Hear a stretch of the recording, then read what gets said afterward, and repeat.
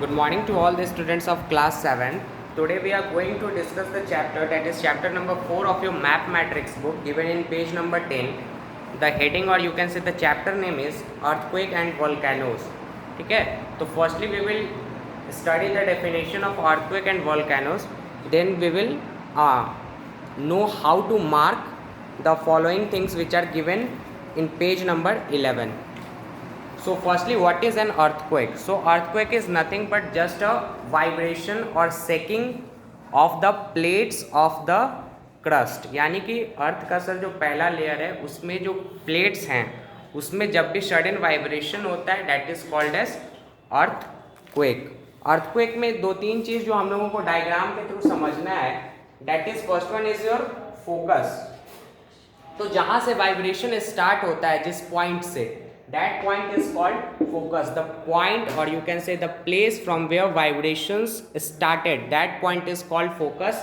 And focus से just above जो रहता है that is called as epicenter. यानी कि focus से just above वाला point that is your epicenter. And then after this is the whole concept of earthquake. So यहाँ earthquake में देखना क्या है? So earthquake is a vibration, और यू कैन से सडन वाइब्रेशन रहता है. और ये वाइब्रेशन कभी कभी इतना ज़्यादा होता है कि आपके बिल्डिंग्स वगैरह सारे को क्रैक कर देता है. आगे क्या देखना है कि सर अर्थक्वेक कितने मैग्नीट्यूड का था, कितने उसमें तीव्रता थी, क्या उसका पावर था, उसको किस स्केल पे मेजर करते हैं. तो scale 1 to 10 and that scale is called as Richter scale. तो रिच्टर स्केल पे हम लोग अर्थक्वेक का मैग्नीट्यूड मेजर करते हैं. Then after the second thing is that कि कौन सा ऐसा इंस्ट्रूमेंट है जिसके थ्रू हम लोग अर्थक्वेक को मेज़र करते. तो that instrument is called as seismograph. The instrument through which we measure the magnitude of the earthquake, that instrument is called as what? That instrument is called as seismograph. So this is all about earthquake. Now coming to volcanoes. अगर हम लोग earth का अगर layers पढ़े होंगे then after we should remember that कि earth के साथ 3 लेयर हैं, क्रस्ट, मेंटल एंड कोर. तो वोल्केनोस कब होता है sir? When a opening occurs in the earth surface. Earth के सरफेस में जब सर कोई सडन ओपनिंग होता है तो उससे जो हमारा मैग्मा प्रेजेंट है किस लेयर में? अर्थ के मेंटल में.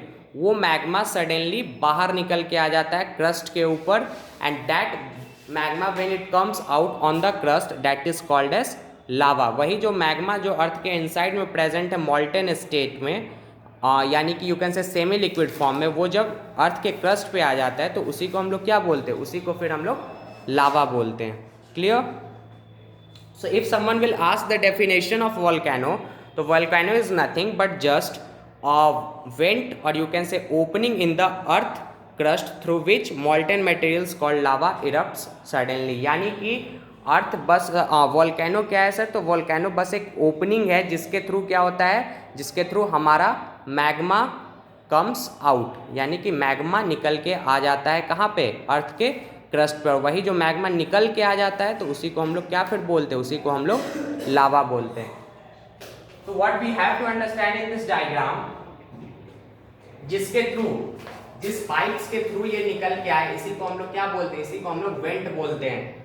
और ये वेंट के थ्रू हमारा मैग्मा जो यहाँ पे प्रेजेंट है इट कम्स आउट. जब ये निकलता है तो वाइब्रेशन होता है अर्थ में. एंड देन आफ्टर और क्या होता है सर? तो और आपका एशेस, राख वगैरह निकलता है, बहुत ज़्यादा बॉम्बिंग साउंड्स होता है. राइट, वेंट हो गया एंड वोल्केनोज हो गया. ठीक है, वोल्केनोज एंड अर्थक्वेक क्लियर है. Then after what you have to do? You have to just open page number 11 and what you have to solve on the above diagram, label the features associated with the volcanoes. तो यही आपको went show कर देना है. Then after magma chamber, जो जहां magma present है, जहां से मैग्मा निकल रहा है फिर हमारे अर्थ के क्रस्ट पे. देन आफ्टर और क्या आपको शो करना है? अब आते हैं अर्थक्वेक में. तो अर्थक्वेक में क्या शो करना है? फोकस, जहां से आपका वाइब्रेशन स्टार्ट हो रहा है. उसके बाद जस्ट फोकस के ऊपर एपिसेंटर. और then after you have to do, you have to write the definition of volcano and you have to write the definition of earthquake. और अर्थक्वेक से क्या क्या डैमेज होता है? तो अर्थक्वेक से अगर ज़्यादा मैग्नीट्यूड का अर्थक्वेक है तो सर हमारे जितने भी बिल्डिंग्स वगैरह हैं, रोड साइड जितने भी ट्रीज वगैरह हैं, पोल्स हैं, वो सारे क्या होते हैं? वो सारे कोलैप्स हो जाते हैं, वो सारे गिर भी जाते हैं. ठीक है. तो these are the harms which are caused by a earthquake. So this is all you have to do. After seeing this video, what you have to do, you have to just open page number 11 and solve the given questions in page number 11, and then after you have to send me on my WhatsApp. Thank you.